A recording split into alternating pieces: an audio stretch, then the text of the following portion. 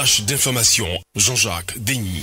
Bonjour à toutes et à tous et bienvenue à ce Flash Info. Les 4 et 5 avril 2022, dans la commune d'Abobo, les leaders des confessions religieuses de Côte d'Ivoire et des organisations de la société civile se sont réunis autour de la question comment réduire au maximum les violences subies par la junte féminine en terre ivoirienne pendant et après la pandémie de Covid-19.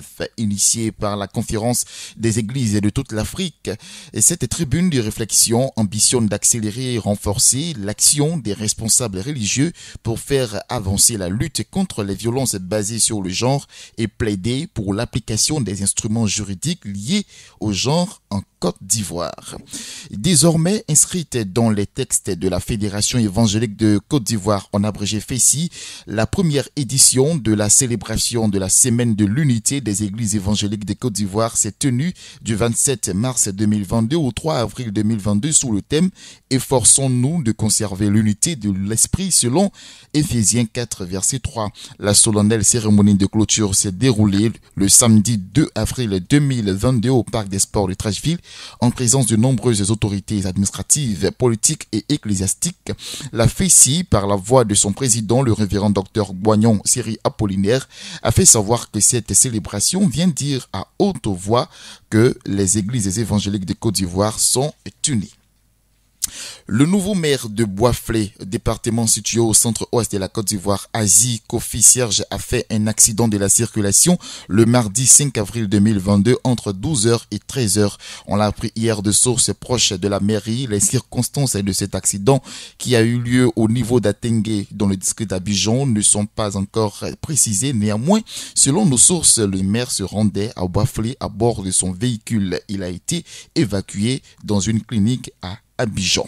Hors de chez nous au Burkina Faso, une religieuse américaine de 83 ans a été enlevée par des hommes armés non identifiés dans la nuit de lundi à mardi dans le nord du pays, une région en proie à des attaques terroristes récurrentes. C'est la première fois depuis près d'un an que des Occidentaux sont pris pour cible au Burkina Faso. L'enlèvement n'a pas pour l'heure été revendiqué. Selon le diocèse, la religieuse était en service à Yalgo, localité située entre Kaya et Dori, depuis octobre 2014. Toujours au Burkina Faso, le pays est suspendu au verdict du procès de l'assassinat de Thomas Sankara. Le tribunal militaire de Ouagadougou doit rendre ce mercredi 6 avril 2022 son jugement dans l'affaire des assassins présumés de Thomas Sankara. 14 accusés comparaissent dans cette affaire, dont 2 jugés par contumace. L'ancien président Blaise Compaoré et Yacine Kafondo sont chefs de la sécurité.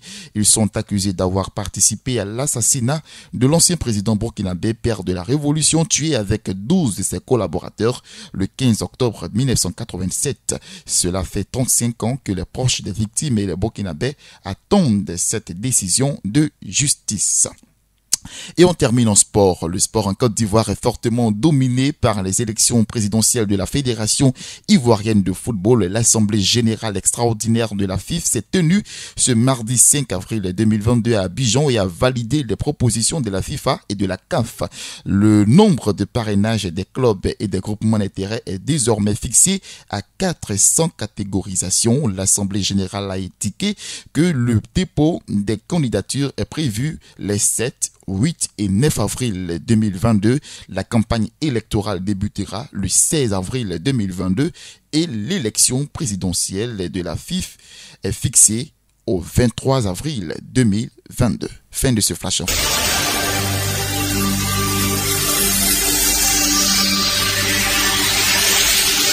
C'était le flash d'information